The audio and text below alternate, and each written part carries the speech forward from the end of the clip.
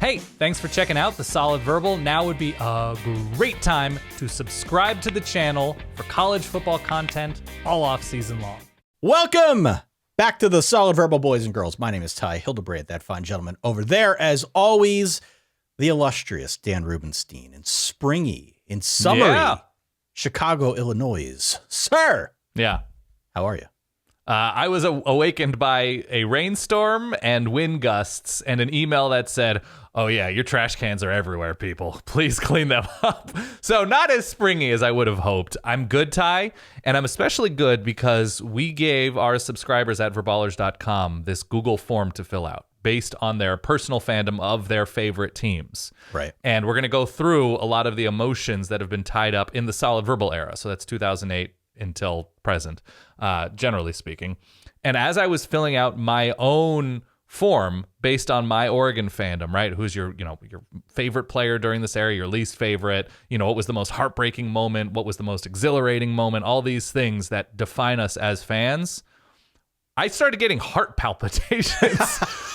Not only thinking about those heartbreaking moments and frustrating moments and exciting moments, but also I was so torn between favorite players, least favorite position groups. And I was like, I need to define myself as accurately as possible. This is a therapy episode. How are you feeling now? That's right. And if I'm not turning the true me over to the people, then I'm failing the stated goal of looking internally to sort of work through your issues. That is therapy. So, man, it jogged up a lot going through that form, Ty. When you look back, and again, we're talking Solid Verbal era, so everything since 2008, it's almost like digging up a former version of yourself. That is what it's doing, but it feels like a bygone era. Yeah. Like a chapter that we have closed. Many of these names that we're going to discuss, I almost forgot about. Yeah, well, it's a lot of the names because we got a bunch, dozens of responses from our subscribers. I just, one of the things that it occurred to me, it was just like you're looking through this, and it's almost like if I were to ask you, Ty, what were the best and worst moments of the relationship you were in before you met Kate? And you're just like, well, there were good moments. But also, man, there were reasons that specific era didn't work out. And there's a lot of that like crossover emotion with college football. Maybe I'm just insane. Maybe no, you're that's not. Just you're not, me. because I felt the same way looking through this. I can't remember myself in 2008, let alone my teams. Sure. Or how I felt watching my teams. It was definitely a jog down memory lane here, and I'm glad that we did it. Yeah. If you did not have a chance to go back and listen to part 1 of College Football Therapy, we would encourage you to do so. We dropped that on Tuesday morning. It was more of a broad look at college football, not so much team specific like we're going to do here today. Right. But let's just talk about the sport of college football and how it makes you feel, what it makes you say, what it makes you do in some cases maybe that you're not proud of. We did that on Tuesday. Go back and check that out. As Dan mentioned, we posted a second form out on our Patreon at verballers.com. Go and check that out if you're interested in subscribing and getting some of the bonus perks and being part of some of these occasional polls that we put out there.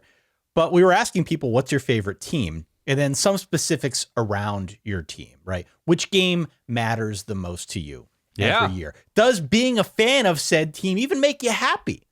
Why does it make you happy? Why does it make you unhappy? Your peak moments as a fan of said school. We're going to get into all of that and much, much more in this episode. A rather revealing episode, not just for you and I as fans of Notre Dame and Penn State and Oregon, but we've got, as you said, a multitude of answers here that came in from the Patreon Verballerhood that I'm excited to unpack as well. So thank you to everybody for volunteering that information. It definitely will make this show better. The last bit of housekeeping here at the very top of the show, as always, would encourage folks, please make sure you hit subscribe or follow on the podcast, whatever it is your podcasting app of choice allows you to do, so that you get all of our episodes delivered directly to you. We would ask that you do that. That's a great way to help the show. Also go on out to YouTube, subscribe to the YouTube channel. And if you haven't already, subscribe for the Quick Slants newsletter that I send out that's a good one. Yeah. Every Thursday afternoon. Quickslants.solidverbal.com is how you can subscribe, Dan. But can I start? Can I freelance for Quick Slants? Oh, can you give me a column? Can you give me just a little paragraph? Can you give me You know, when newspaper columnists turn like 73, they're like, well, I'm not going to write column. I'm going to write columnettes, right? I'm going to write, give me just 4 inches on the side of the 7th page. Just be like, here's what's grinding my gears. Like the old Andy Rooney emeritus. Can I just get like 3.5 paragraphs a week? Will you give me that? Yeah, I've been. Oh, okay. That's what I've been doing. I've been trying to add a little bit of personal flair to it. Not Okay, just I'm reporting ready. what's going on. I'm trying to give you a little bit of a tie spin on it. Yeah. All right, I'm ready. Any news you want to get into before therapy time? Miami hired Shannon Dawson to be their new offensive coordinator. They've gone through some changes. Harry Highstad, the legendary offensive line coach at Notre Dame, retired. Yep, Harry right Highstad before the gone. Super Bowl, I think, on Sunday. 6:23 p.m. I believe is when that came out, and kickoff was around 6:30. So Okay. an all-time great news dump. I don't know if it was intended as such, but I didn't know until I messaged you yesterday. Like, wait, what? Yeah. When did this happen? So that's an interesting development. Notre Dame needed to replace both offensive coordinator and line coach.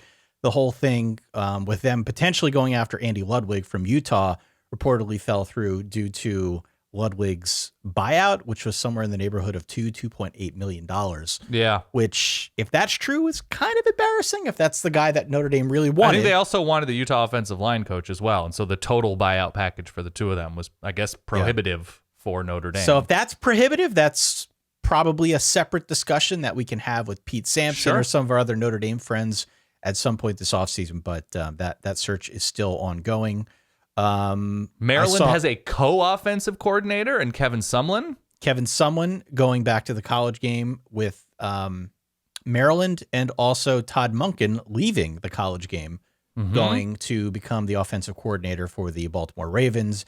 As such, Mike Bobo is back. Bobo is back. I don't know what his health situation is. Hopefully it's improved. You know, he hasn't looked great physically, right? He hasn't looked like himself. Hopefully he is, returning to health, has had some scares, to say the least. So a familiar play caller and offensive mind, obviously, for Georgia fans. He was there for a good amount of time under Mark Richt. So Mike Bobo back in Georgia, has always been considered to be a very, very smart offensive mind, despite all the protests of, run the damn ball, Bobo, that kind of thing from way back when. So a quick move there for Georgia. Todd Monken was awesome for Georgia. He was so strong. And never fully realized either. I come back to this. I mention this all the time on the show. When they brought him on, the intention was that they were going to play more vertically in the passing game. And not to say that they didn't gradually over the years, but they couldn't. They couldn't with the personnel that they had. It just didn't work out with transfer quarterbacks, and Stetson Bennett worked out well in many respects. Won 2 national championships, but I think it was running a little bit of a different style offense than what they had originally intended. Whatever. They won 2 natties. You'll take it. Yeah, absolutely. But so, Todd Monken moving on. Yeah. I don't know if there's anything else you want to touch on. George Kliavkoff, whatever. Kliavkoff for the Pac-12 and the conference itself. The 10 remaining members issued a statement. They're like, we're in a great place. We're going to be signing a huge deal soon. And the subtext of that was, I don't know. They're responding to reports that it's not going super well in terms of securing a dollar figure that they were hoping for annually for each of their members. And, the rumors of speaking to San Diego State and SMU and maybe Fresno State or UNLV or whoever.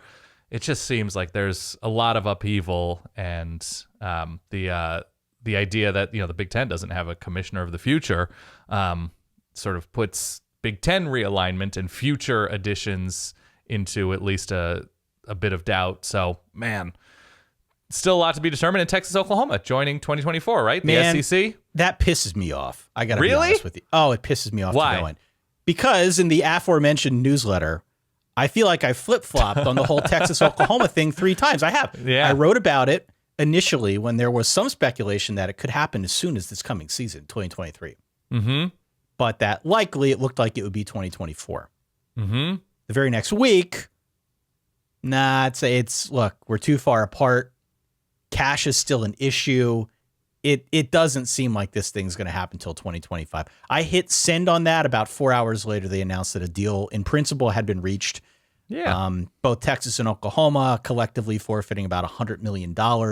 One big sticking point is that I believe the Texas-Michigan game that was the home and home. slated to be played in Texas in 2024. They flipped that to Michigan so that Fox can broadcast the game and get the royalties and the revenue and the spoils from that broadcast instead of the previous setup. So they found a way to make it happen despite every report to the contrary when we sent out that newsletter last Thursday.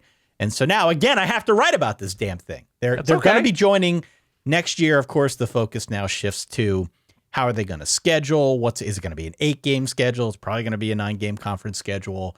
What is that going to look like? What are protected rivalries going to look like? That's sort of where the narrative is going to go next. But yeah, at long last, we've got an answer to the perpetual question of when are Texas and Oklahoma officially going to join the SEC?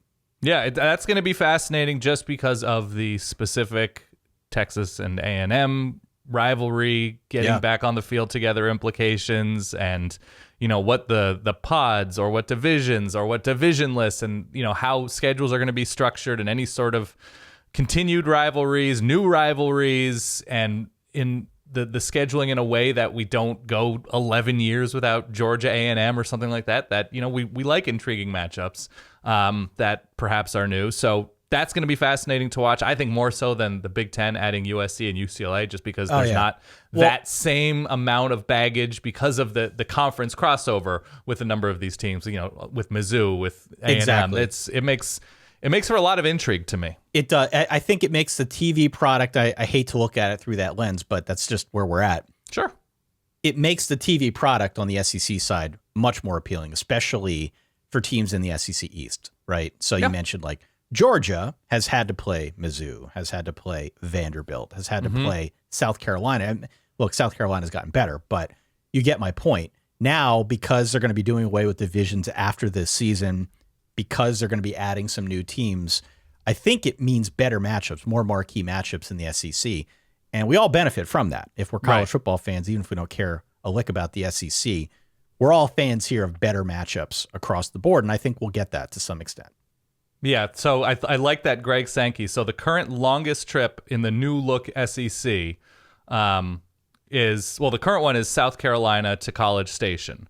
And the longest trip will now be South Carolina to Austin, which is still shorter than what will be the shortest trip for the LA schools when they move to the Big Ten. I like that little needling, or just like, it still makes more geographic sense than what those guys are doing. So that's fun. They're almost going to need to add a team in between. I don't know who that would be, the Big Ten, between the LA schools and their now Western outpost, whatever that is. Yeah. Just as like to serve as a regional airport or something. I was going to say a refueling stop. Yeah. Something like that. They're going to add Colorado State to the Big Ten just to get in there and say, well, we got to refuel. Everybody seems to need beef jerky and peanut M&Ms. So it's like a rest stop on I-80, man. Just something to hold them over. I don't know. The fur trader along the Oregon Trail. Get in there in Colorado, in Utah, and some in Nevada, somewhere to get the much needed supplies and some R&R. Okay, I like that. Shall we dance here? Shall we do a little therapy? Let's do it. Play that sound, baby. How are you feeling now? Oh, I'm still feeling so many things, Ty. Step into our office. College Football Therapy Part 2. Again, episode 1, go back and listen to it. We talked about college football broadly speaking. All right? What do you like about college football? What do you not like about college football? What gives you hope? What doesn't give you hope? What makes you want to throw the remote? That type of thing. Mm-hmm. Now we're really getting down to brass tacks. Now we're talking about specific teams. You know our teams. My teams are Notre Dame and Penn State. Dan's team is Oregon. We, as you mentioned earlier, took a awesome poll to ask people what are your teams. We got a bunch of representation here outside of our schools, from Georgia Tech and Georgia to LSU to Iowa to West Virginia to Arkansas, Iowa State, Wake Forest, Michigan, Florida, Texas A&M. I can't read all of these off, but a really good cross section of college football fandom here, even Central Michigan represented on our forum. Sure. So we appreciate everybody for volunteering some information. What is like the seminal question for you as we start off this new session. Does rooting for your team make you happy?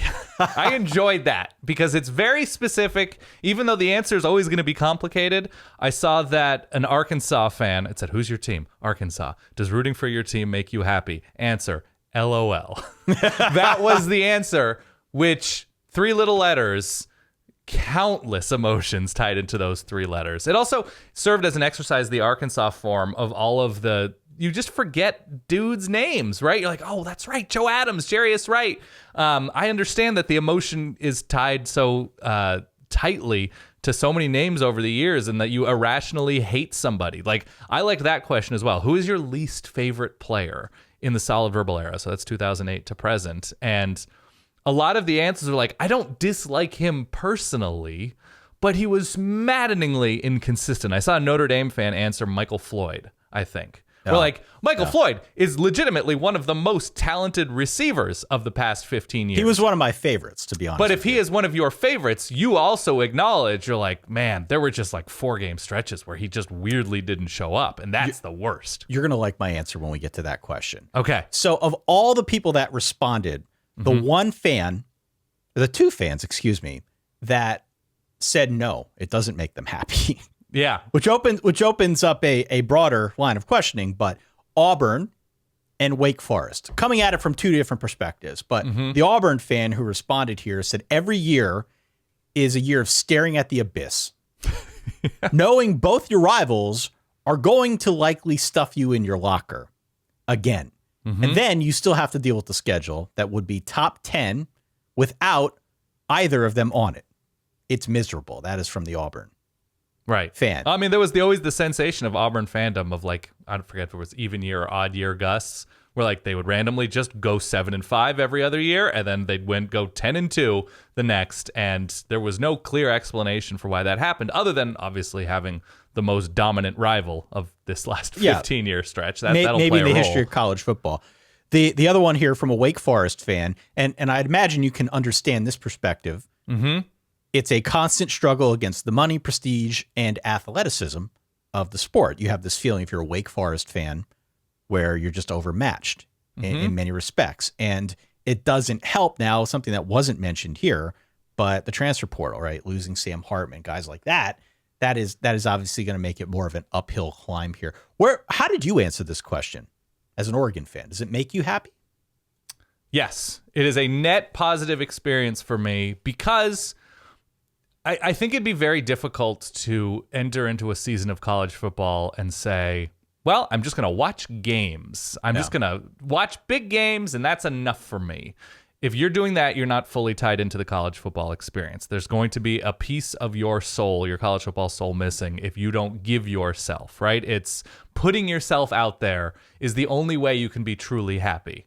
And so my truly happy moments as an Oregon fan, I would never take away just because of the low moments. And so there is something so insane about following recruiting, following fall camp news, spring camp news, and then getting to the season and having those 12 precious games and saying, okay, everything's coming together. I'm going to let myself be hurt, right? There is something special about the pain, the joy, and everything that comes from being a fan of a team. Now, my personal team has won a lot of games since 2008. So I can understand why somebody would say, this has not been a fun experience, right? I keep getting my hopes up and I keep getting let down. But I don't think you can truly love the sport unless you have a team. So I think our listeners understand that, and the answers here indicate that. But no, there have been extremely down moments where I flop back on a couch after turning the TV off and say, I'm in my mid to late 30s. What am I doing? What here? am I doing? What am I could be training for a triathlon on Saturdays. I could be learning new pizza styles on a Saturday. I could be spending more time with my growing children and my beautiful wife. You know what? I never have that kind of remorse about it. Oh man. In the dark moments. Maybe it's because you've got 2 kids. Maybe you're older and wiser and you've seen the light compared to, I don't know. Yeah. But I never have that amount of like You're not a fatalist at all. Introspection. No, I can be, but I think I've never kind of come out of a crushing, heartbreaking Notre Dame or Penn State related moment and said to myself, what am I doing here? What am I doing? Well, you're an addict. That's what we all are. I just care about it. We're college football mutants. And I always find a way to justify it. Mm-hmm. Not some of the behavior that maybe I'll discuss here. Sure. But you know where I'm going with this. I think, to your point, like, you have to be a fan of a team. You just have to be a fan of a team. We have a lot of people who listen to this show who will pick a new team each year. Sure. They're not like from any of these big schools. They don't have any inherent rooting interests with any of the big schools that we talk about, but they just find a team and find a way to make it interesting. We have some people who listen who are fine just not having a team. They enjoy our banter. They enjoy the lunacy of the sport. Like, different strokes for different folks. But I think if you have a team, the only way to answer this question is, as you alluded, yes, but. Yeah. Yes, but. It is something that we love, but at the same time, very complicated, right? So from a Penn State perspective, it makes me happy because I'm an alum. I feel a sense of pride. I live in Pennsylvania. Penn State's a really big part of this community. So for me, being part of that, there's a lot of pride associated with it, and it does make me happy. I'm very happy about that. But it's also frustrating that they haven't gotten over the quote-unquote hump, that proverbial hump. Each year, I feel like we're watching for the same thing to beat both Michigan and Ohio State in the same season. That's the hump in this case. Mm-hmm. That's the frustrating part of it. On the Notre Dame side, their success, as you said, like with Oregon, Notre Dame's won a lot of games over the last 10 years, and that's been fun to watch. I'm excited about where they're headed. The frustrating bit is, like, they've never had that dynamic quarterback in the last 15 years, let's say. The truly dynamic quarterback that's going to take Notre Dame to the promise. They've had good quarterbacks. Right. They haven't had that guy, right? They haven't had a Trevor Lawrence or a Justin Herbert or somebody who you can just look at and say, oh, okay. Like, Ian Book won a lot of games. Ian Book's in the record books. Sure. And in record books. Ian Book is not, Trevor Lawrence. Ian Book is not that transcendent quarterback that has taken Notre Dame to the promised land. Took them to the playoffs, but that's sort of the frustrating bit for me as a Notre Dame fan, waiting for kind of that new, maybe it's Sam Hartman this year. I don't know. Sure. But waiting for that, the prince who is promised. So as a Notre Dame fan, I think everybody can relate to this question in some fashion. What hurts more? And I have an answer for this as an Oregon fan. What hurts more? Losing to a team that you're somewhat competitive against and losing in close, maybe dumb fashion at the end with a team that you had expectations for, or going to the playoff and getting just demolished by Clemson. One of the, like, where you think in the back of your head, like, I don't know if we're winning this playoff game, but I think we belong here. I think we can go toe to toe with them, and then you lose 31-3 or whatever. No. What takes a more pronounced chunk out of your soul? Losing to a worse or similar team in the regular season in a dumb way, or being put in your place on a stage like that? I still think it's the dumb loss. Okay. I still think it's the dumb loss because in order to be a consistent contender in college football, you have to get to the point, to the Georgia point, to the some extent Ohio State point, to the Alabama point, where the level of consistency is so high week in and week out that they're not going to lose to those teams. Right. And so you need to get those out of your system, I think, in current day college football in order to really be considered a contender. Mm-hmm. And losing those games is always going to be frustrating. But it is, I would say, a different level of heartbreak, a different level of hopelessness, let's say, associated with losing 31-3 or whatever in a big playoff game, because it's in those moments you see the delta between your school and the school that's way up here. Part of why I'm going to answer Clemson to one of our questions here coming up, is because, and maybe I can save it for that, but seeing that delta up close and personal and seeing how wide that talent gap is very, very frustrating. Mm-hmm. And it leaves one with a feeling of hopelessness that, is kind of in its own class altogether. See, I don't mind it as much. It hurts that it's on a big stage.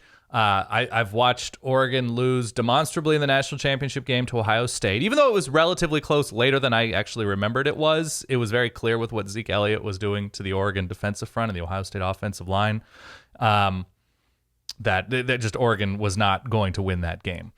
And, even going back this past season, Oregon, Georgia, there's something about it being so plain to see that it's so black and white that you're just like, well, it's just not going to happen on this field on this day anywhere near where I'd like it to be. You lose to a team that is not as talented. You lose to a team that's relatively on the same level as your team, and you lose in a dumb way, a winnable game. It's so much more painful. It's so much more painful because as an Oregon fan, as a Notre Dame fan, you can say to yourself, we're probably never going to come close to where Georgia or Clemson was anyway, Alabama, Ohio State, where they are in terms of roster construction and overall coaching staff. But if Notre Dame loses to Pitt in a dumb way late, they give that game away. If Oregon loses to Oregon State or Stanford, a bad Stanford team like they did 2 years ago, you have to sit with that for a year. You don't get another. It's not an NBA schedule. It's not an NFL schedule where a bunch of teams make the playoff. We're getting there as a sport. Where you get that second shot to be like, that was a fluke occurrence. You got to sit in that failure jacuzzi for a long time, and that feels terrible. All right, we got to keep moving here because we got a bunch more we need to get to, but just very quickly, some other responses that came in. TCU fan feeling peachy keen after this past year. Oh, sure. Never been so thrilling game in and game out in my life as a fan of the Frogs. We have another Wake Forest fan who chimed in saying that they are happy, but you have to be into moral victories, which I think is a good approach. Rutgers fans saying can only go up from here. So yes, I'm true. Happy. Good perspective. We have a Georgia Tech fan saying for the most part, yes, I'm happy. Gives me a reason to bond with so many college football fans as well. But the victories, though few, are nice when they happen. And since the losses are mostly expected, it evens out pretty well. That's a great perspective. Thank you for responding. West Virginia. I've grown up and allow my favorite teams to make me feel the positive emotions, but limit the negative ones, except when we lost to Pitt. Screw that. I get it. I get it. And we've got an Oregon fan. That's the sitting in the jacuzzi, right? That's jacuzzi. West Virginia doesn't play Pitt for an extended amount of time. They finally get the shot. And you have to, there's nothing you can do. You just have to sit in it. You probably have a Pitt person in your life and you're just like, cool, great, awesome, every day. What a feeling. And finally, an Oregon fan chimes in saying that now it makes them happy. During the Mario years, no, I feel like I am a quote-unquote healthy fan. Wins and losses don't impact my day-to-day life. I root, I cheer, and then I move on. But Oregon was not fun or enjoyable with Mario there. Regardless of wins or losses, I was not an unhappy fan then, but I was a fan who lacked enthusiasm. So thank you. A very thoughtful response from our Oregon brethren here. Yeah, I filled out my form as well for Oregon. We can get to that in a bit. A few other legendary alpha subscriber, Catherine B, talked about her Clemson fandom. And I know did I just dox her fandom? Because we've been saying just Arkansas fans saying this, Arkansas fans saying that. But we actually got a few responses from LSU fans. She was good that she would never. You called her a Clemson fan, so I don't know. If excuse me, geez, rises LSU to the level fan. of doxing, but that's definitely an uninformed answer, Dan. Come on. I said Clemson out loud. LSU was in my brain. One of the questions we asked was, have you ever threatened to or briefly renounced your fandom? Where you're just like, I am done with Minnesota football. I'm done. That's it. They've taken too much out of me. Or sometimes people say, I'm done rooting for this team as long as so-and-so is the head coach. Yep. We got a lot I've never gotten that specifically close. I've said in my mind, I need to pull back a little bit as an Oregon fan, right? Got to get a little bit more moderation. But I think her answer was absolutely not. And you have to, I'm paraphrasing here, you have to celebrate the chaotic nature of being an LSU fan, because you never know where it's going to lead. Look at 2019, of course. So that's specific to LSU. I enjoyed the favorite and least favorite players. Okay, let's talk about that. So we asked people. Yeah. Again, this is since 2008 when we started the podcast, August 2008. From that point forward to present day, what have been your favorite players? What have been your least favorite players of your respective teams? We got a Michigan response of which player from your team's recent history is your favorite, least favorite. A Michigan response of Denard Robinson, who I think I've underestimated the folk hero-ness. Oh man, he's of the Denard. best. Incredible. And it's one of those things where like he was, he carried that entire team because the defense was so bad at the end of the Rich Rod era. But Denard Robinson running that offense and just being a threat in any given moment, like how can you not love him if you're a Michigan super fan? And listed Wilton Speight here as the least favorite. Wilton Speight era wasn't great. Look, a lot of teams across this great land would have loved to have had Wilton Speight. I guess UCLA tried to be that team. He was beat up and had a bad back. I just want to say, just because this is a therapy episode, and I have my own thoughts about Oregon backup quarterbacks who were just not good enough, who were not a fun experience to watch. It's not their faults. Like, well, it's one of those like Goodwill Hunting. It's not your fault. It's not your fault. It's easy to say an underwhelming quarterback is your least favorite player. I think what I would pivot to was like, that was the least fun experience when they were under center. My answer is Tommy Rees. Okay. My answer is Tommy Rees. And to your point, it's mostly not through any fault of his own. Yeah. Tommy Rees was put into a situation where Notre Dame had to play him. They didn't have other options. Who was the quarterback of the future of the present? Was Dane Christ then? Well, there was a whole moment in time with Dane Christ and Everett Golson getting, not being able to play, and they were kind of thrust into this situation where they had to play Tommy Rees. And so I was not a fan. I didn't think Rees was a great quarterback. He obviously was very loyal to Notre Dame. He obviously cared a great deal about trying to win. He was the son of a coach. They would say all the way back then that he was destined to be a coach someday. And he was like having the coach on the field. So he knew what to do, but physically with his arm strength, with some other stuff, he was limited in terms of what he could give Notre Dame. And I think the reason that this is my answer, again, it's not his fault, but it was as a fan, it was very frustrating as a fan to feel like this is a position group holding Notre Dame back, and this is the best they could do. Right. And much the way I feel some Penn State fans, myself included, have just gotten sick of seeing Sean Clifford on the roster, want to move on, want to see what somebody else can do. That is very much how I felt about Tommy Rees when he was the quarterback at Notre Dame. So Tommy Rees to me jumped out right away as like the easy answer for least favorite player. I hate framing it though in terms of least favorite players. I don't know if there are any specifics that you would like to call out. I would like to shift to other folk heroes and favorite players. Sure. Throughout the Notre Dame and Penn State rosters throughout the solid verbal era, if that's okay. But yeah, no, I framed it as the Tyler Shuck, Anthony Brown, Jeff Locke just before that, the backup quarterbacks, or the experience of watching a game in which you knew a quarterback would likely fall apart in the fourth quarter or was take way too long to process because they didn't meet the standard of the rest of the roster necessarily because they were a backup, because they were a transfer that came in. There's a string of centers that have been very good for Oregon, but in that Alamo Bowl specifically, when Oregon had trouble snapping the ball against TCU in that second half after Vernon Adams got hurt in the first half, and Oregon, was the 31-point comeback, and not that TCU was starting their starting quarterback. We're talking about a Bram Kohlhausen, I believe, TCU experience.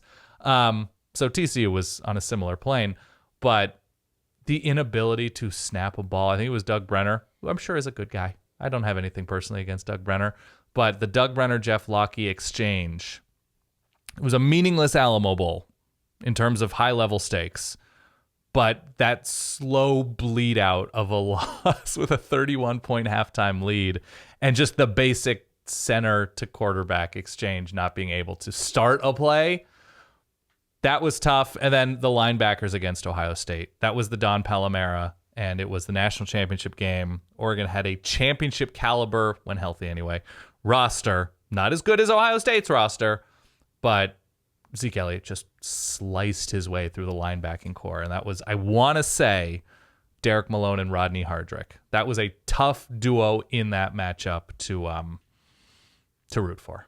All right. Some names that came through for favorite players in the team's recent history. Yeah. Tim Tebow and Kyle Trask, Manti Te'o.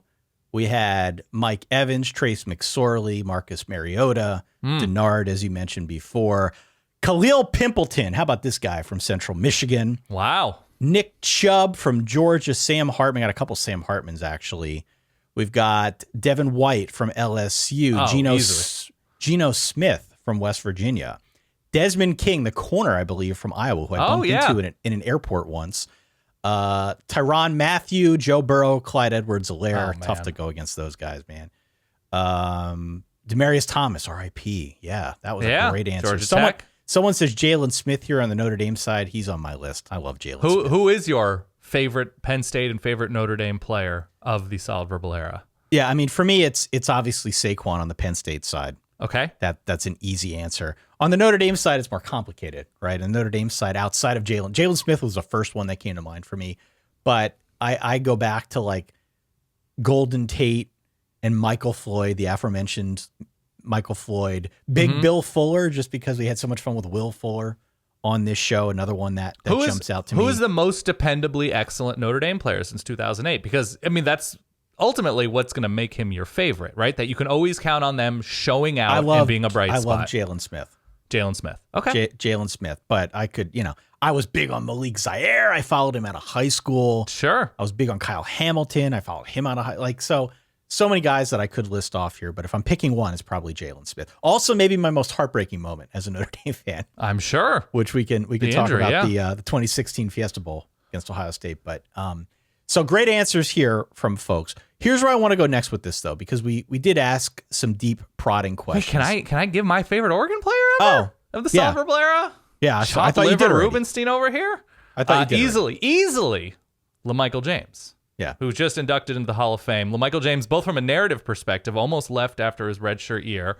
LeGarrette Blount gets suspended indefinitely after the Boise State punch. You're like, I hope we have somebody back there because it was going to be LeGarrette Blount's backfield all season long.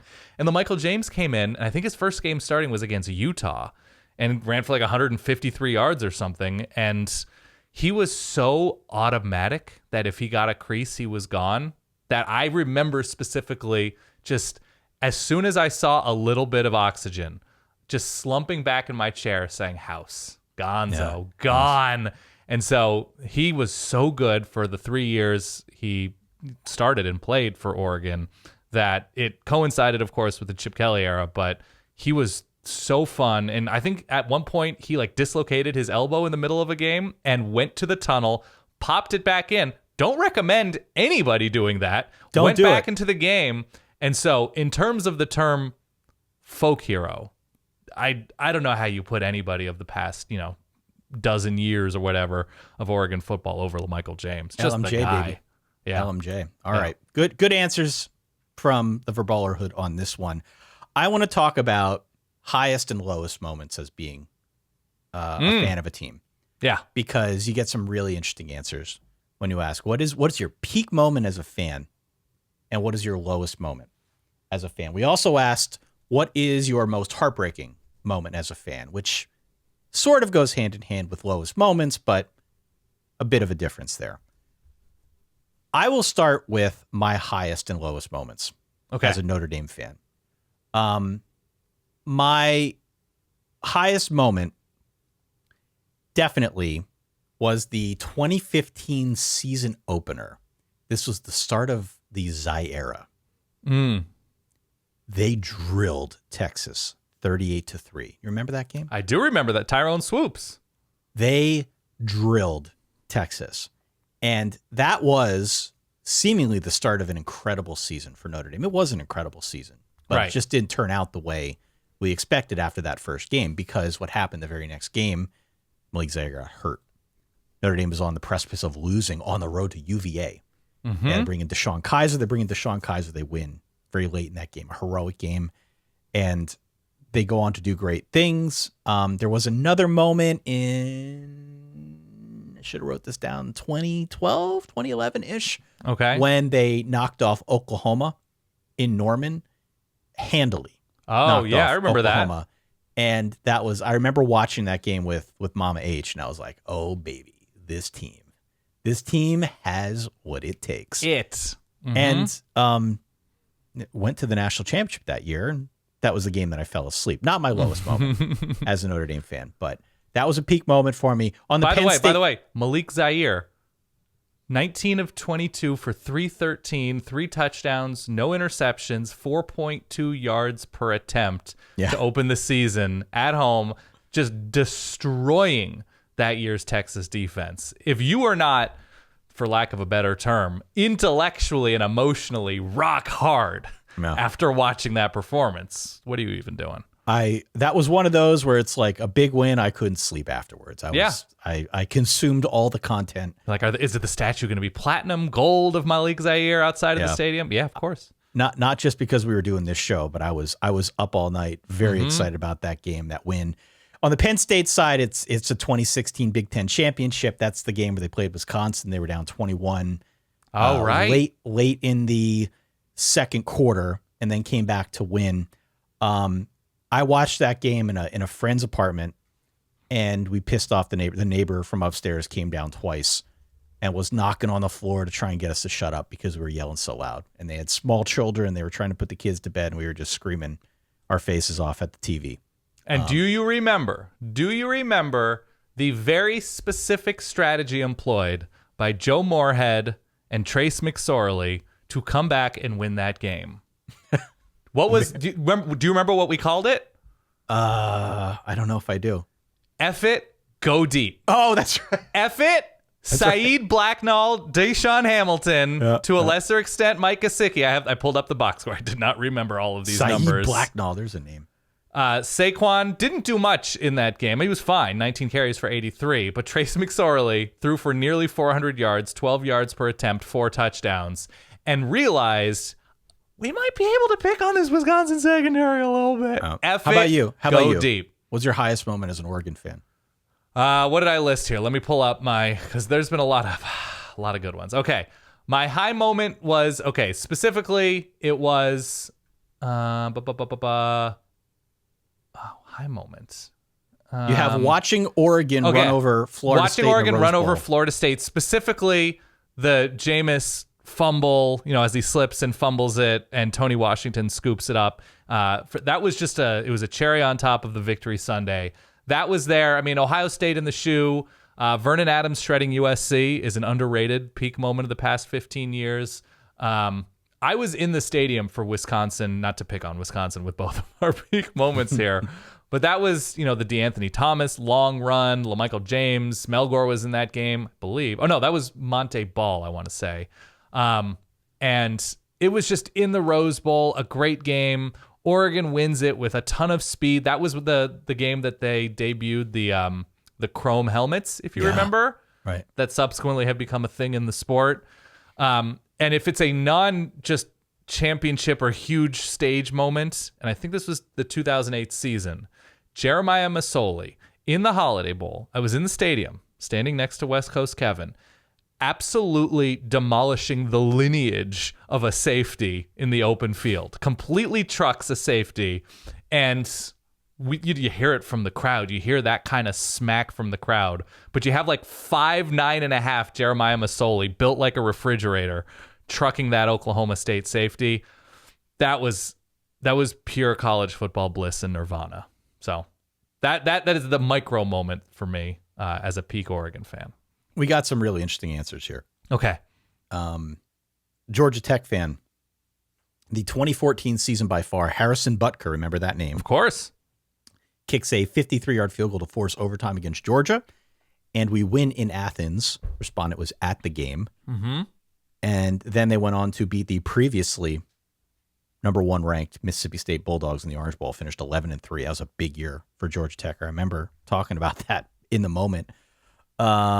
We have the Rutgers fans saying, good thing 2008 is included when we beat number 4 Louisville at home. Indeed. Wake Forest saying, can I answer the 2007 Orange Bowl? And watching Wake shut down Bobby Bowden at home 30-0 in 1996. A little bit outside our purview here, but we will accept it. Arkansas fan, the Joe Adams punt return versus Tennessee. We beat them so badly they never ever played Rocky Top. The punt return was a glorious cherry on top. What else we got here? Very quickly, an Iowa State fan saying Iowa State over Oklahoma State in 2013 and 2014 to destroy. How can you not? Destroy the BCS. And, of course, the 2021 win over Oregon in the Fiesta Bowl. Got to mention that. Of course. That's huge. Dan, what was your lowest moment as an Oregon fan? What did I list here? I've got it in front of me. I mean, the 2015 Wazoo game. Losing to Wazoo in 2015 in overtime and losing to TCU in the Alamo Bowl to close the year. Yeah, that's tough. Royce Freeman had like 9 yards per carry, but Jeff Locke couldn't complete a pass. Yeah, that was Oregon.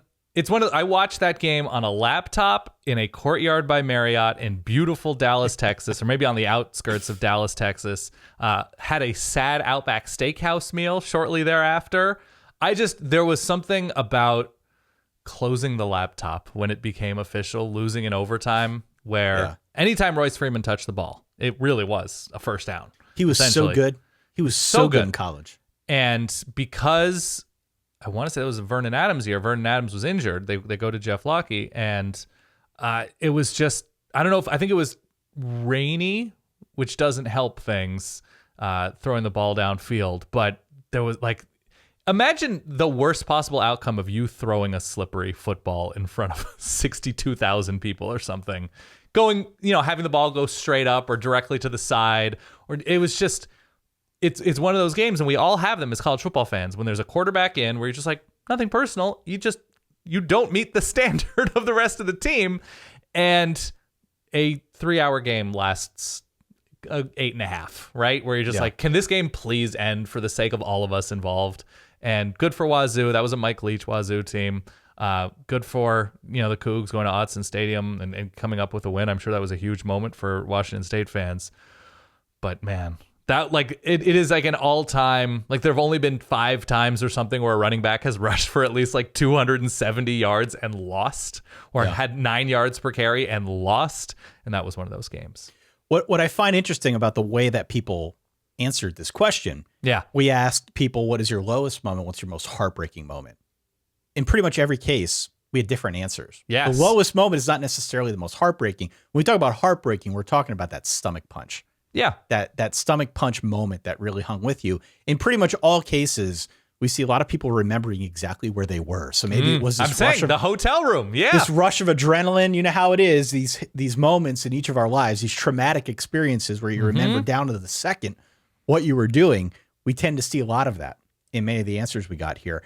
I talked about what I believe is my lowest moment as a Notre Dame fan on our previous episode, but that was outside of the time horizon that you listed here since 2008. So mine was 2004, spiking my phone on the crowded barroom floor as Notre Dame loses to BYU to open up its season. My lowest moment since 2008, probably when Notre Dame lost to Michigan in 2009. That was the Tate Forcier through the middle. Tate Forcier game. To your point of remembering where you were, I went up to Penn State again early in the season. Penn State played Syracuse that week, beat Syracuse easily. And I was at the time staying with a friend. His parents had a place up there. There's a bunch of guys. We were all kind of crashing on the basement floor, one of those deals. We came back from the early kick to watch Notre Dame lose that game. They were all rooting against Notre Dame. I don't know if I made that clear in my previous episode, but most of my friends are rooting staunchly against Notre Dame. So I'm always kind of on the receiving end of those jokes and the text threads and whatnot. You know how it works. Mm-hmm. We stayed at my friend's family's place.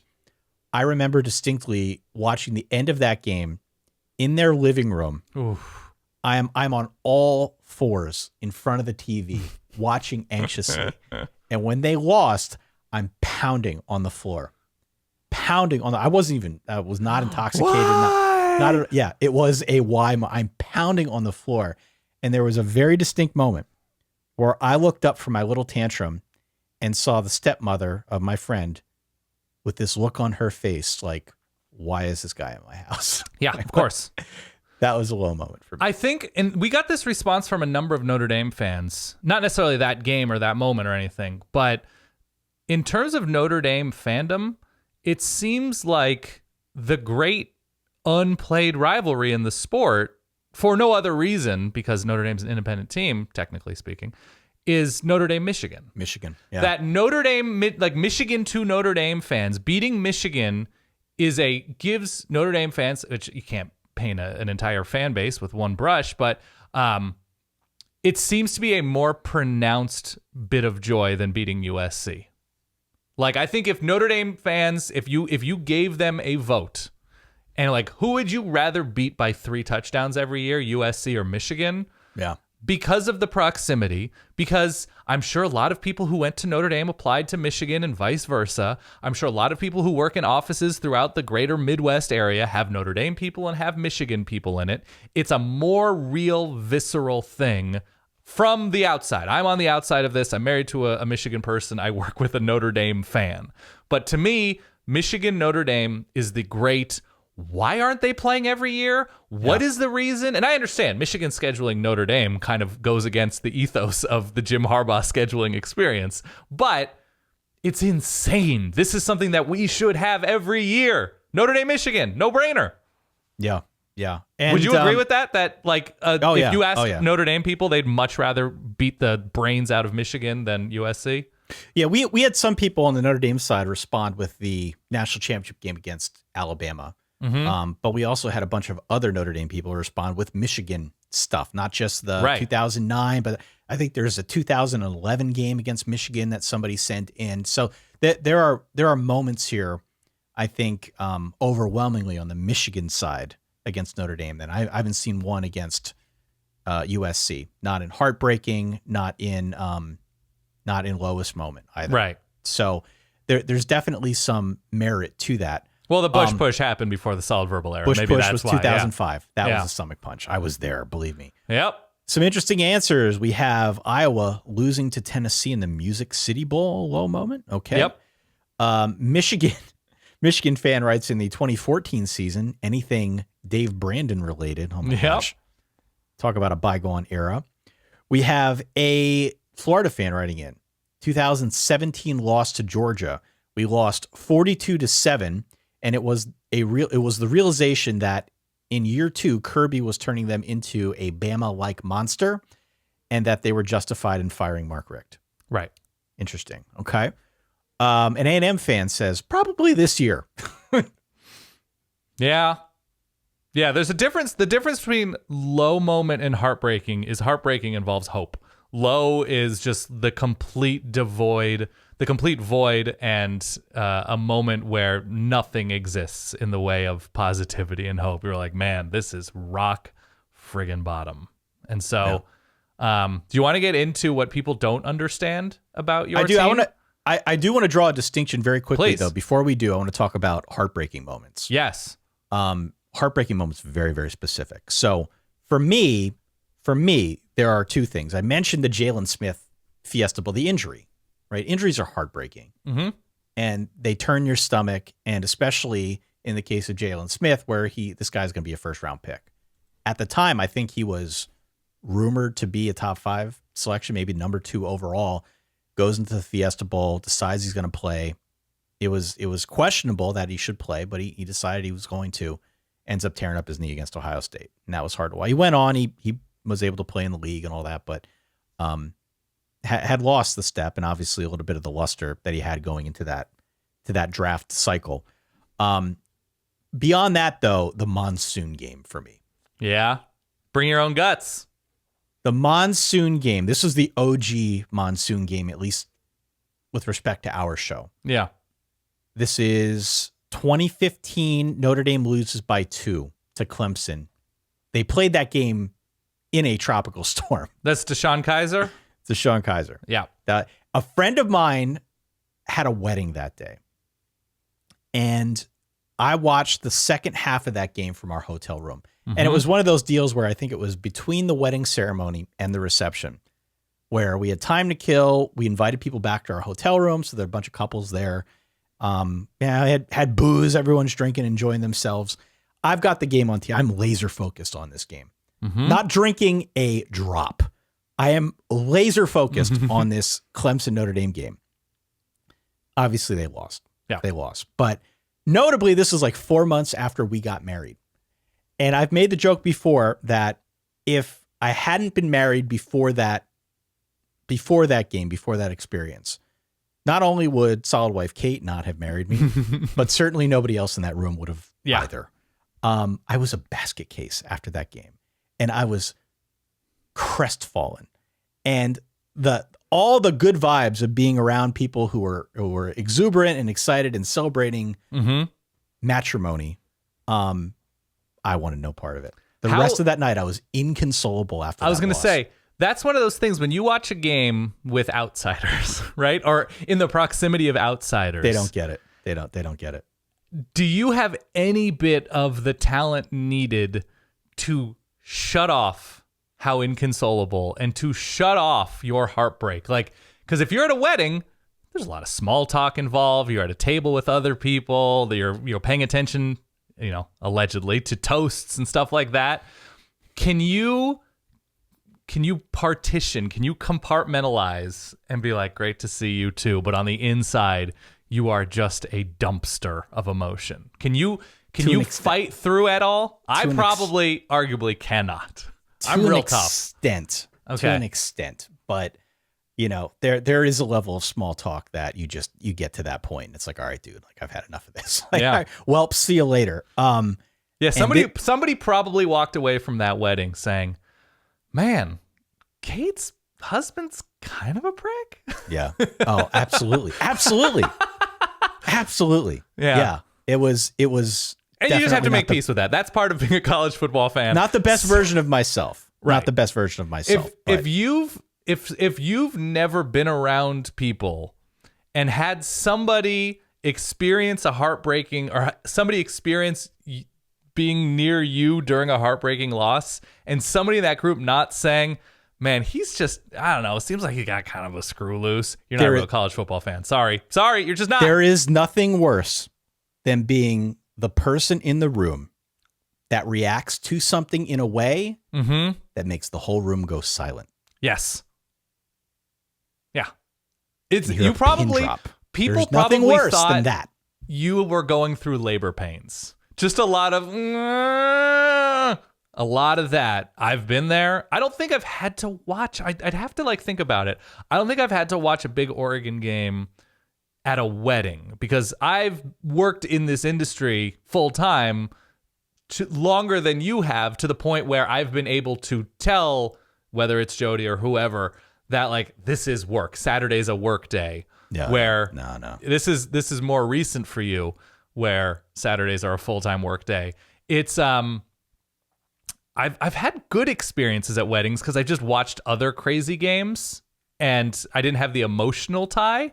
Where I remember I was at a wedding when I think Boston College upset. They ran straight through USC. I want to say 2014. I was like, cool, right? This is wild to watch on my phone. I think I watched, was it Michigan State who pulled the fake field goal against Notre Dame?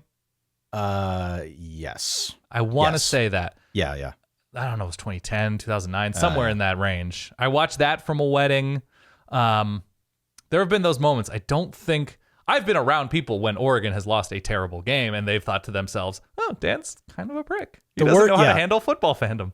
The worst, though, in many respects, the worst place to be when your team suffers heartbreak is at a wedding, because there is so much small talk and so much manufactured joy excitement and happiness, and you just don't want to deal with it in that moment. I might argue. I'd almost rather be around a troll who is making fun of my team than around people who don't care as much as I do. Yeah, I haven't had that experience where things have gotten sort of combative with an opposing fan, but I have been over to people's houses where they've been like, "Oh yeah, totally. You can watch the Oregon game here. Yeah, we'll put." You have no idea. And you have no idea. The problem with that is, I think that's worse than the wedding, because the wedding, you just put your phone away, you get on the dance floor, and you stew and whatever. Because there's loud music, it's not about you. It's a much bigger crowd, so you can sort of get lost in the day. The problem is when you're over somewhere and there's 11 people and you're over in the corner. Come on.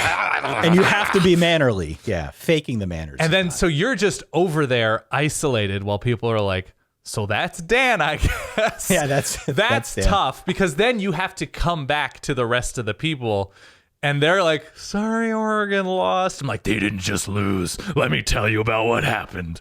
That's tough. That's a tough way to live your life. I have on the Penn State side, I'm going to rifle through these very quickly because we have more that we want to get to, obviously, here. On the Penn State side, for as much as I was not a Sean Clifford fan, Sean Clifford getting hurt against Iowa. Yeah. And then the season sort of unraveling in 2021 the way that it did for Penn State. Yep. That was rough. They would have won that game against Iowa. They would have killed him. But he got hurt, and obviously they didn't have quarterback depth behind him, and it came off the swivel from that point forward. Some interesting answers that have come in via the Verballerhood, again, at verballers.com. Please. We have a Rutgers fan. Losing to Michigan in 3 overtimes in 2020 was rough. Yeah. That was rough. That game. We have a LSU fan. 2012 against Alabama. I have never experienced a silence so profound in Tiger Stadium. I rewatched the end of this game. Do you remember the reference? This is TJ Yeldon's swing pass. LSU's up with, I think they're up 6 with a minute left. And it's TJ Yeldon through the heart of LSU. And it's just, oh, buddy. It was a great play. It was not a high-risk play. No. And, yeah, that was a silencer. I remember that. And it's just like, Tiger Stadium is 4 decibels right now worth of noise. Yeah. We have a A&M fan. LSU in 2015. A&M is driving to win. LSU clearly jumps off sides. So Kyle Allen throws it up. It's intercepted. Yeah. But no offsides is called. Game over. Yeah. That was a tough one. I remember that one. We have a Florida fan. A 2009 SEC championship game lost to Alabama. In 2020, the LSU game where Marco Wilson threw his shoe. Well, yeah. Well, I think 09 was Tebow crying on the sideline, I believe. I just assume he's always crying. Yeah. We have one here, Michael Dyer not actually being down. That's not from you, but no, not from me. Yours was watching Oregon lose to Auburn in the national championship game, which is related. Close. So that was only because of my proximity to Michael Dyer not being down, which was yards away. With you on the sideline and, having the orange and blue confetti stick to the back of my sweaty neck as Oregon came back. You know what I remember about you game. In that moment? I remember, so I've seen you now in the aftermath of 2 losses. Yeah, 2 national championship losses. 2 national championship losses. The one I wasn't with you, I think you went. Did you go to that game with Spencer? I did. I went to Ohio State, Oregon in Jerry World with Spencer Hall. Yeah. Yeah, you went with Spencer, and I was there when you got back. And you had no voice. We recorded a show with a bunch of people. At a pool table? Maybe? On a pool table. Yeah, on a pool table in that house that you guys had rented out. So that was fun at least, and you were definitely in a weird place. But what I remember about the Auburn game is that in the last, 5 minutes? I guess the last 5 minutes is when they let the press down on the field. Mm-hmm. And you were so in a trance because that was a close game. Oregon they were down for most of that game and they came back. They did a good job stopping Cam Newton and they went back to their old offense. They tried new stuff with a bunch of guys in the backfield in the first half.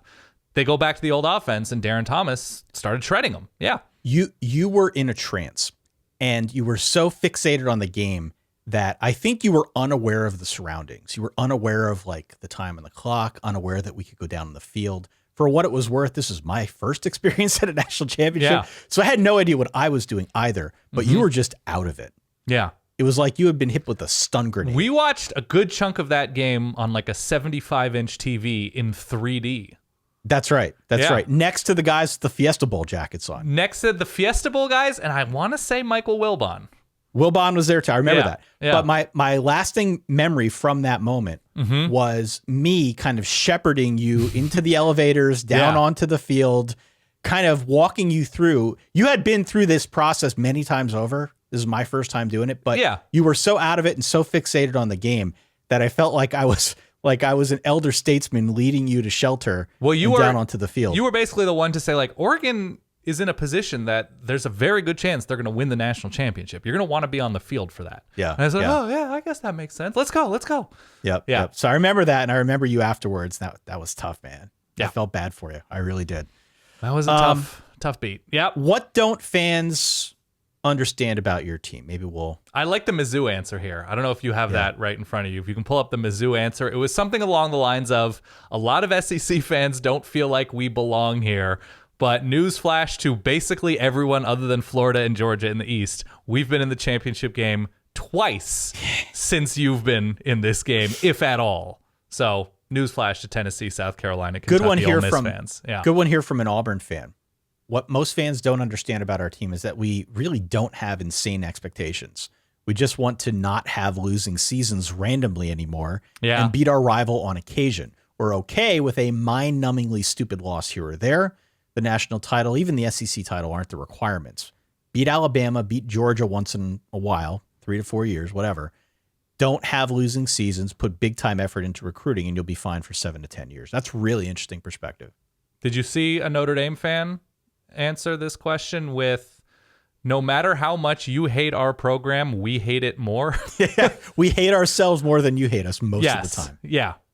I enjoyed that. My answer on the Notre Dame side would probably be, and it comes back a little bit to the independence thing that I've alluded to many times over on the show. But a lot of people hate Notre Dame because they think Notre Dame is holier than thou, or they act holier than thou. Sure. And that's not true in many cases, but I think a case where it's not true is with respect to independence. And people see Notre Dame on TV, on NBC, you got your own network, you don't want to join a conference, you're too good for it. I don't think it's that. I think that the independence thing is truly something woven into the culture of Notre Dame. It's something that the university, it's something that the fan base, it's something that everybody associated with the athletics program on the football side, obviously, is proud of. Right. And that's why they have not joined a conference. Eventually, they're going to have to. Eventually, it's just like the money's going to be too compelling. But I think the decision to go independent and stay independent is very much something that they're proud of, and it is not because of some moral high ground that they're trying to establish. I think the independence is just, what is it? Infinity Stones? What is the Marvel thing? Sure. I think it's a stone of why people hate Notre Dame. It's not, there's a collection of, we are college football. We have touchdown, Jesus. We look at the black and white footage that airs before every Notre Dame game where it's the lore of Notre Dame. And then it's the idea of, we have to talk about Notre Dame all season long and pretend like this is the year in which they're a contender. And then the same thing happens every year in the postseason when they play against another top team, when they get shellacked. And so I think it's the independence thing is just, they have their own TV deal. I think there's just a collection of hateful infinity stones that comes with some Notre other Dame. Ones here. So many good answers. I want to try and read as many of these as we can. Please. Georgia Tech fans, we are broke. We can't afford good coaches or facilities. We don't want to be back in the SEC, but we miss playing those teams sometimes. A ton of our student population couldn't care less about football, and Atlanta barely knows we exist. A lot, really. It's what a lot of fans don't know. From an LSU fan, LSU fans barely understand LSU. I don't need anyone else to understand the joy. I hope they experience it, but I'm okay being chaotically inscrutable. Do you have an answer for Penn State? What people don't understand about Penn State? Yeah, what people don't understand about Penn State is how big the fan base is. Oh, true. It's very easy to sort of brush off Penn State as being some school for farmers in the middle of Pennsylvania. I've heard that one a lot. But Penn State's got the biggest alumni association of any college. It's huge. It is one of those teams that when they do the study, however they compile the study, they do it every year, which schools have the biggest fan bases. Penn State's fourth behind Ohio State, Notre Dame, and I believe Texas. Right. They're ahead of everybody else. There is not a major city in the country or maybe the world that you can't go to and find a Penn State bar watching a Penn State game. So people don't understand how big that fan base is on the Penn State side. Interesting. Often, yeah. How about Oregon? I mean, the obvious answer that every Oregon fan will tell you is that Oregon's more than Nike and uniforms and everything like that. And like, you can't kick people's asses just by wearing, well-ventilated neon uniforms. That they've had NFL offensive lines and, Eric Armstead and DeForest Buckner and all sorts of NFL players on defense. And that I yelled at you. You did this just to, stay under my skin perennially. Like, that was never a finesse team. Nah. They were a team just demolishing people up front and running it down their throats, and you can't do that by just running reverses. Still unconvinced a little bit, but continue. How dare you? Continue. So that's it. That, like, certainly Nike and the uniforms thing is a brilliant way to brand yourself and draw attention from people all over the country, and it's the biggest athletic company in the world, and to use an alumni and to have that alumni be enthusiastic about your team and your program is something that nobody else really can claim, I guess, short of Maryland, kind of, but hasn't really worked out for them in the same way. So yeah, I think it's an entry point into Oregon football, but I don't think it is Oregon football like fans all over the country or Oregon State fans, Washington fans, USC fans, whatever. Nice to have. Wouldn't trade it. It's a nice thing. It's still very hard to recruit to Eugene, Oregon without, somehow shining some sort of big light towards the Willamette Valley. But yeah, Oregon has won a lot of games, and it's not a uniform thing.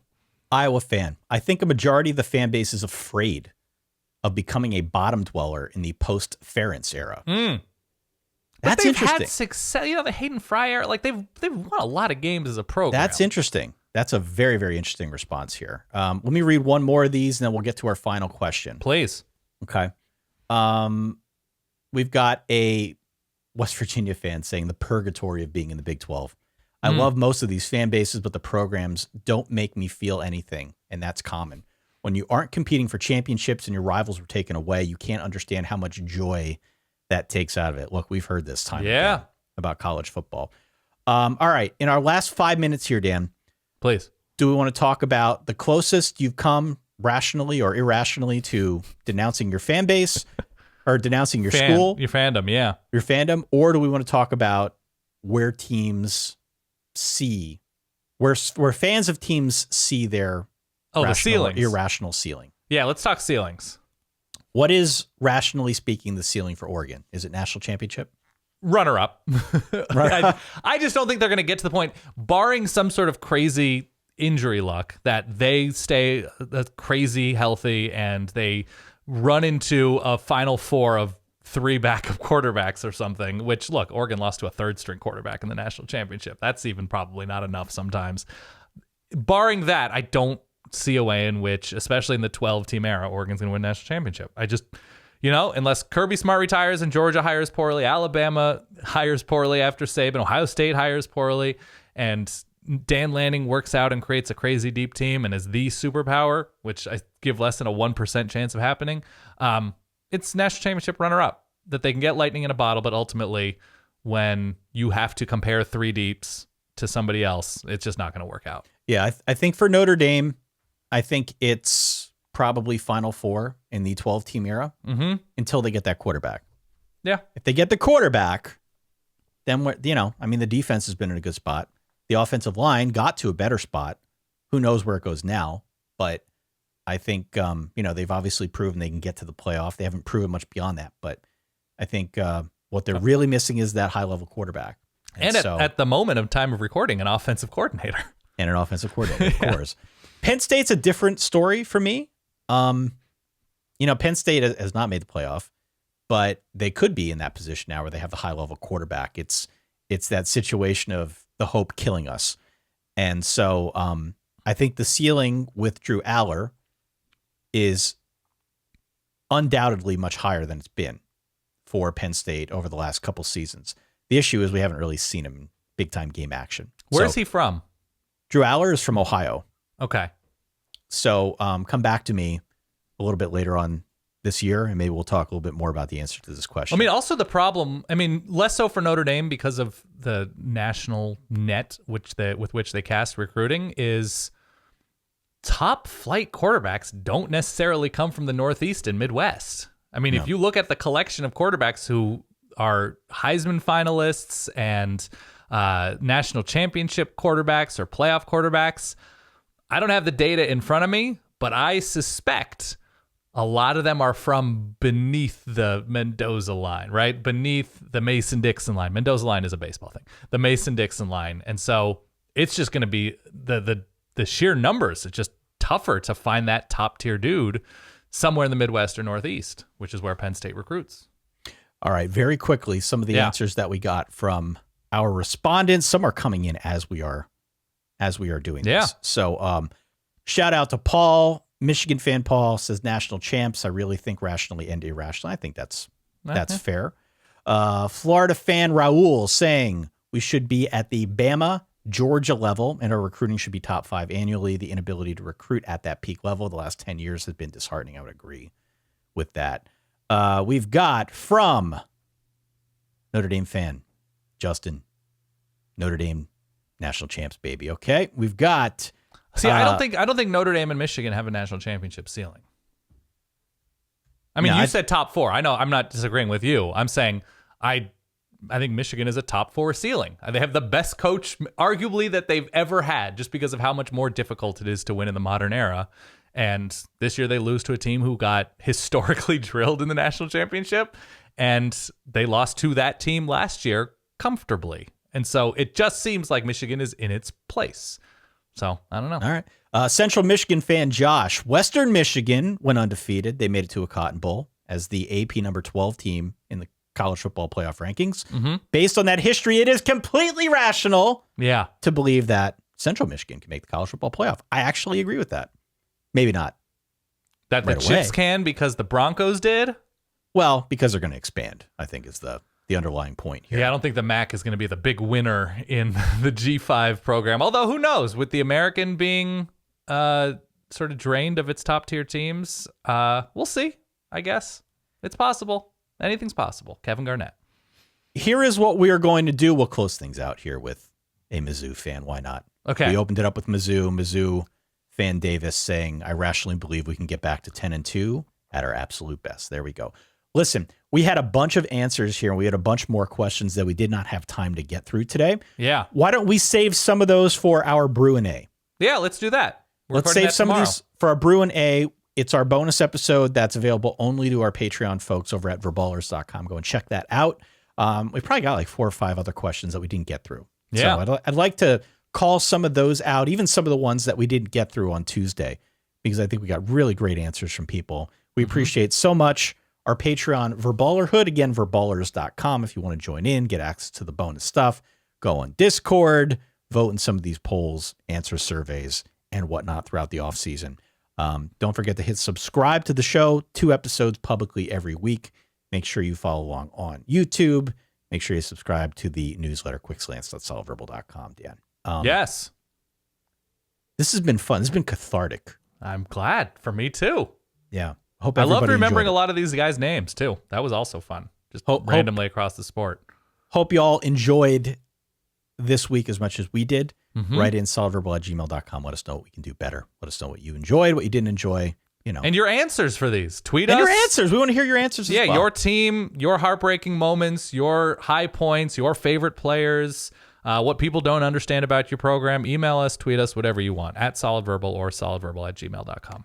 For that guy over there, my good friend, Dan Rubenstein, for myself, Ty Hildenbrandt, for the thousands upon thousands of Verballers watching and listening at home, and of course to our Patreon folks who wrote in with their honest answers on all of these questions. Thank you for your support. We will talk to you all next week. In the meantime, stay solid. Peace.